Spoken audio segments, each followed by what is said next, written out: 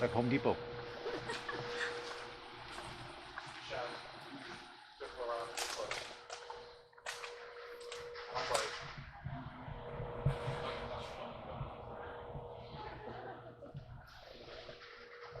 Good, everybody? All right, everybody. I have a very low voice. If you can't hear me, you are welcome to move on in. How's the tour going so far? Good. Good? You excited? Yes. You're at Lionel headquarters? Yes. I'm really tired, so I need your energy. Woo! Been out here all day. It's hot out here. Welcome to the parts warehouse. As you glance down these aisles, you can kind of get a scope of just how many parts we truly have here. If you glance at one of these bins, it'll just give you an idea. Just some of these bins have a variety of different parts. So as you're looking down these aisles, you just get an idea of just how many parts you're truly looking at. How many? So if you look at your fun fact sheet here, you will see that there is over 30,000 different parts, with over 1 million parts of on-hand inventory. We also fulfill over 10,000 customer parts orders a year. Lots of parts. How often do you inventory? Almost none. That's an ongoing process. We kind of update it and adjust it as we go. As stuff gets ordered, we're kind of checking, double checking. It's just ongoing inventory. So everything we do is kind of a very manual process, creating new records, manually entering the inventory. Of course, it's all in the database, so we can find it. We know where it is. Of course, I know where everything is. You didn't want about that. So even by pulling our parts orders, it's a very manual process. We print the order, we come out here, we hand pick everything, pack, label, ship. Very manual process. A lot of our electronics, we program those specifically to order. We pass those off to our technician. All the different legacy SKUs and stuff as well as different software. So we're literally building and programming those to each order. So it is very manual. Usually takes us a few days to fulfill a parts order. We're not Amazon. We don't do next day shipping. We don't have their budget. Nobody does. So as you guys were walking in, you passed one of our rooms. We call that the teardown room. In that room, we take some of our engines and we literally dissect them. We create all the parts records and the parts listings that you can find on our support website. Has anyone used our support website? I have. You have? Yeah. Was it a good experience? Yeah. Yes, that's the correct answer for the tour. I only had to pick one person out. So we just launched it. We launched a new support site last year. We're still in the process of cataloging some of the newer engines, so if you don't see it up there, it doesn't mean you don't have parts. It's just not up in the site yet. I work with all of our project managers like Ryan here as we come up with all those new projects, all those new products, all those lovely new features that Ryan likes to stuff in all those engines. We sit down, go through it, and determine what parts we need to order. So Ryan keeps me very busy, because I'm sure you've seen our catalog. He just can't seem to create enough SKUs and enough new features. Keeping me very busy, never ending. I have a sign in my office with blame Ryan Concord. It just ruins my life. Everything has to be new with him. But it's fun. That's what creates all those new products for you guys and all those new features. So some of the common questions I've been getting the last couple of days: how old is our part inventory? How far back do we go? There's no hard cutoff, but most of our part inventory is from the last decade or so. So some of the older items we've been producing for decades, so if we make a product today, some of those parts might be backwards compatible. Some of those older items we can see products. But a lot of them are brand new. Again, you can blame Ryan for that. So a lot of those older parts, we have purged some of them out over the years. We don't throw them away. I've been asked that a lot too the last couple of days. We don't throw those parts away. Over the years, we've sold some of that stuff off to some of those secondhand markets, some of those secondhand part dealers are selling some of those older items that we purged off and sold off. So we can keep those items in the market so you guys can keep your trains running forever. Not that they would ever break, because it's never happened. So if you were to reach out to us, an older item and you can't find it, or an out of warranty train that you need repaired, we do have a list of references for secondhand part dealers and out of warranty repair support. So we can point you guys in the direction and try and help you out. We do know how important it is to keep your trains running. I did get asked another question recently. Was anybody out there in the market a competition for us for repairs or for parts and things like that? My answer was no. especially for newer items. We provide all the warranty support for that. And the guys with the secondary market for parts and repairs, we don't consider them competition. We support them. We help giving them the resources, some of the training, some of the parts, so that they can provide those services to you guys. Because again, we know how important it is to keep your trains running in the field. So we don't view any of those guys as our competition. In fact, we've probably coordinated and worked with a lot of them. I'm getting the signal that my time is running out. Anybody have a real quick question? How many square feet in your warehouse? The whole warehouse, you're going to meet the warehouse manager. He can give you the whole square footage. I don't know exactly my section of it, but he should have the figures for this whole warehouse. You're just looking at parts. You're about to see all the finished products out there. Are all those parts in numerical order? How do you find them? It's in the system. The bins themselves are alphabetical and numerical, so I know like row A, B, C, D, E. So there's some logic applied when you're doing it. It's not barcoded, but it's alphabetical. And I have a. I know where. Before you guys move on, the warehouse is operating. Forklifts are operating, so for everybody's safety, please stick with your tour group. Stay on the guided path. Thank you for coming. I wish I had time for more questions. I'm out of time, and I'm out of energy. To the main portion of the warehouse now, as Aaron said. So if you'll follow me, we're going to take a trip through some of the stacks. And as long as you stay inside the tape, I haven't lost anybody to a forklift yet today, so we're doing pretty good. Don't make my last tour of the day be my first bump and run. Everything that you're walking through here right now, for the most part, is trains. We've got quite a big inventory.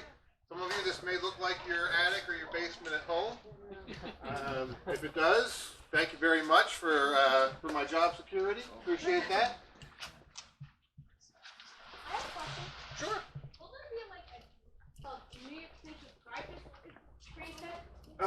Not as a set, but we are doing a scale version of that engine this year. All new tooling on that.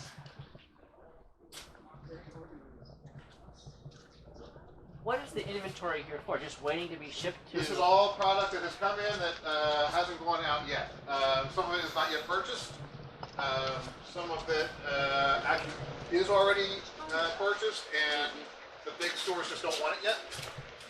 Especially that's the case in some of our ready-to-play sets and things like that. A lot of that also is, we'll fulfill all this through Amazon, but we're a direct fulfillment on that. So they estimate how many they think they're going to sell. We bring them all in, and then we try and move through them as they go. But Joe's going to give you a whole lot more and a whole lot more accurate information on what really happens out here. Afternoon. Hey everybody. Good everybody? Cool. Welcome to the warehouse. You're standing in the middle of our 160,000 square foot facility.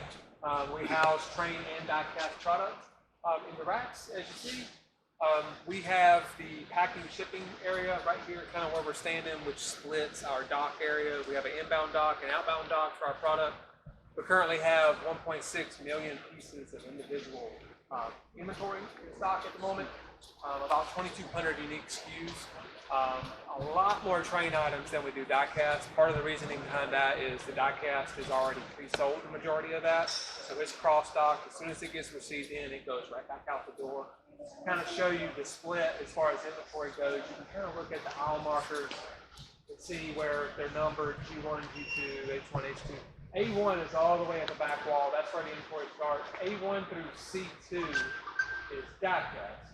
D1 all the way across the entire rest of the warehouse is all train product. So that's kind of the split on what we're kind of sitting on at any given point. But all the inventory starts on the inbound dock. We route our containers through Savannah, Georgia. They're trucked here. We have product on the dock right now at the moment that was unloaded this morning.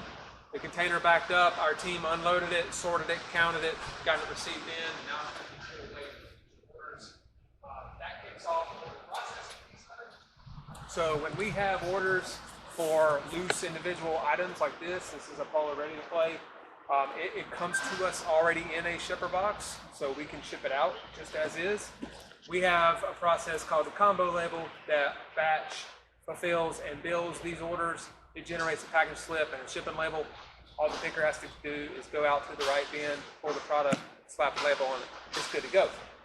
When we have loose items, repack items, you know, we don't want to ship it like this. We want to rebox it. The pickers will sign into their scanners, and it will direct them to the bin with the smallest quantity in it.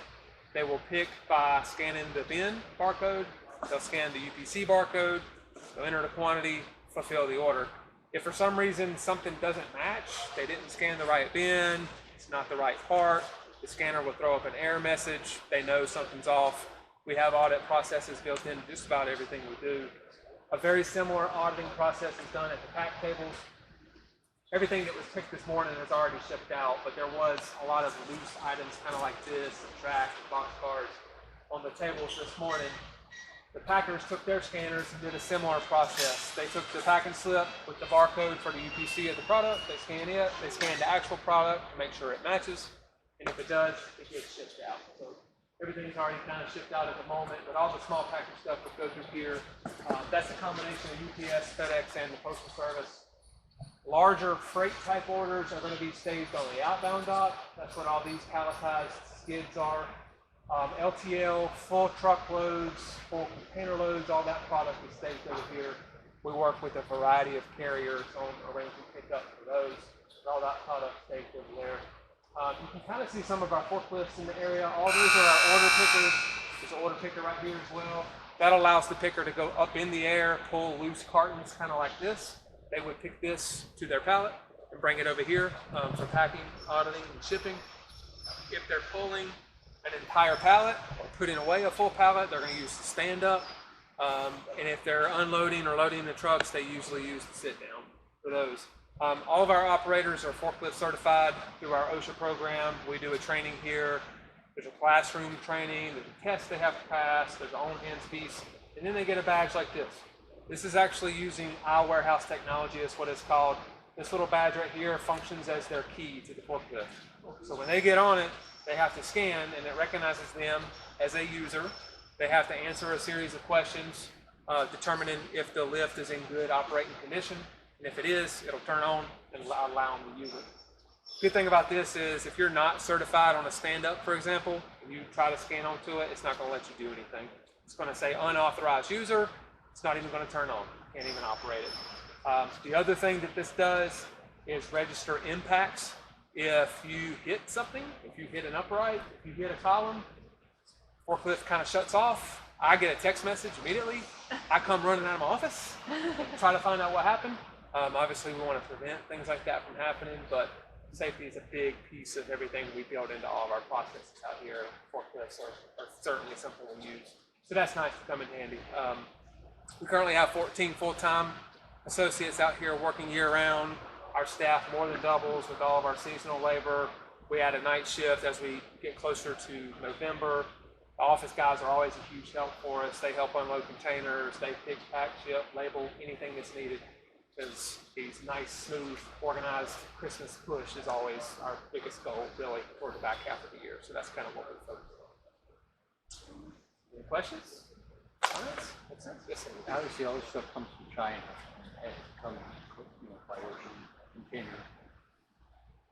How big a problem is that to keep everything on track, getting here when it's supposed to be here? It has gotten significantly better since COVID. It was a struggle there for about a year and a half, but it works out pretty well. Everything is routed through the Panama Canal. It'll cross the Pacific, go to Panama, up to Savannah. It usually takes between 40 and 45 days full transit time to actually leave the port and get received in here.